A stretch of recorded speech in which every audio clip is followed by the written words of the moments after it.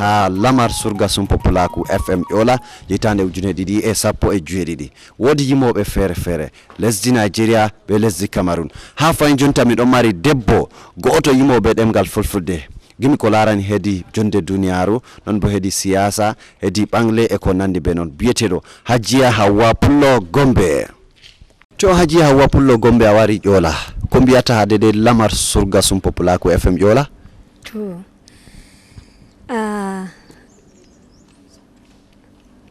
assalamu alaikum jama'aje yimbe Adamawa Yola, min woni mo modon Hauwa bandirawo modon Pullo Gombe ngam Yola be Gombe kam na min gotel.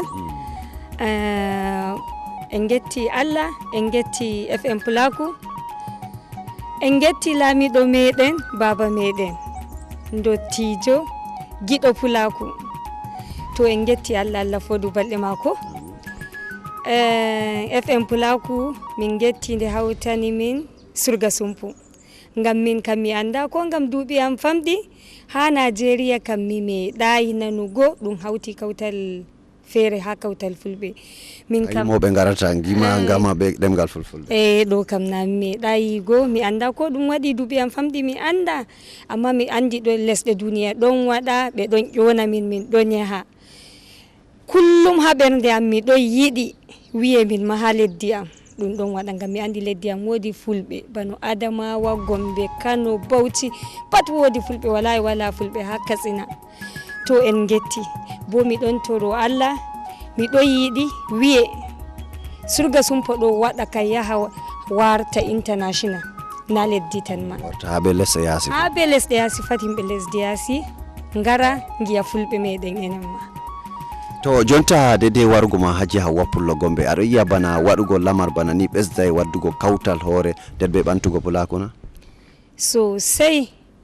jonta ko bano nder yimoɓe amin woodi feere ɓe bi meeɗayi ndarugo se sabbu surga sumpo ɗo min yiidi be maɓɓe. To haccu fulɓe meɗen kam fulɓe lesɗe sera wuro ngari mayo balwa toy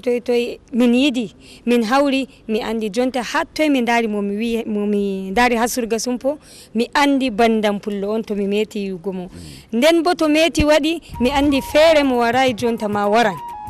andi kenan min gadan ka yidugo be bandirabe min bedde en do tiro kanju woni sumpo ma kadi inshallah.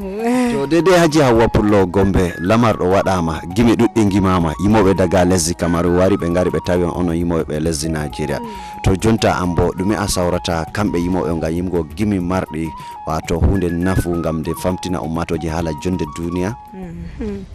To bandirabe am yimobe useni to en yiman en gada en kabda ta en yi'a hunde je wonnata ɗabi'a bacci amin ngam mawɓe nanan gimi amin bacci nanan gimi amin mawɗo to nani gimol ta wi haala mere foti nana wiccina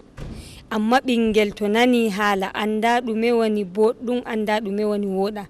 haala je a wi pat foti nanga foti wi'a foti hutinira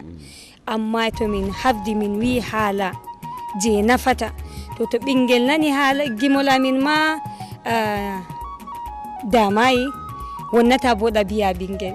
to ɗo mi ɗon nodda min ko min wi'ata pat useni min habda min haala gonga haala je wonnata tarbiya ɓiɓɓe amin. Ha jonta Hajiya Hauwa Pullo Gombe bon andi o yimi gimi ko larani hala jonde duniyaru o yimi hala sukaɓe ndemen duren jange non bo wodi hala ko larani tele jamanu jonta. To Hajiya Hauwa Pullo Gombe a wari lamar o nden bo yettore nde amarani kanko mo Allah ɓanti daraja mako laamiɗo fombina Dr Mouhamadou Barkindo Aliou Moustapha baba tabital Pulaku lesɗe duniyaru be wangingo lamar baka ko lesdi Nigeria meeɗa marugo baba meɗen.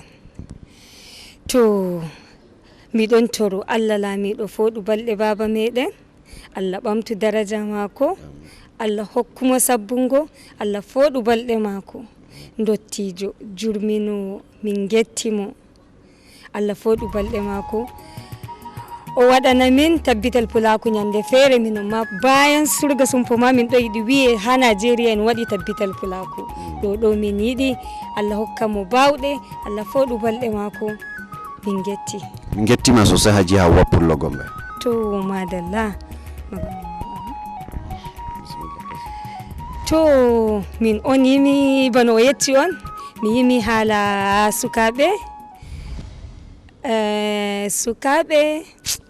sukaɓe ndeme jange ndure nden bo mi yimi gimol ko shafi hala tele ko waɗi mi yimi gimol ɗo mi ndaari ha nder lesdi men saɗirmaji tele ɗuuɗi zawara en ɗuuɗi to kanjum noon bo a andi iri hala man ta ko toye aybe waran foti wara diga debbo diga gorko feere pat ɗo mi ndaari saɗirmaji man se mi yimdi hidde ko man bo wodi ko foɗi hakkilo am ha fuɗɗano gimol man haala je mi wolwi ngam ko waɗi ko neɗɗo waɗata pat to ɗon numa mayan to ustan ngam jonde duniya na en ngaru ngam en belna amma ni en ɗan ɗon belna ɗum amma ni na en ngaru ngam nanen belɗum sosai ba kanjum on fuɗɗano gimol man mi wi ayye duniya shural na shura ba mi yurmini hore am mi mayayna mi tabbitai da tele e shaldori sadirmaji e ganni min da shoku e duniya Allah hoynuɗi. To min getti sosai Hajiya Hauwa Pullo Gombe. To mashallah min ma mi yetti FM Pulaku, mi yetti ma Yusuf Ishak, mi yetti huwoɓe FM gotel pat, mi yetti himɓe Adamawa, mi yetti himɓe Nigeria pat e himɓe lesdi fere fere je wari walli en seyo surga sumpu. Wato huwoɓe ha FM Pulaku ngo otanga sollare kadi. To jontani na Hajiya Hauwa Pullo Gombe be sanda boro general ta min mari.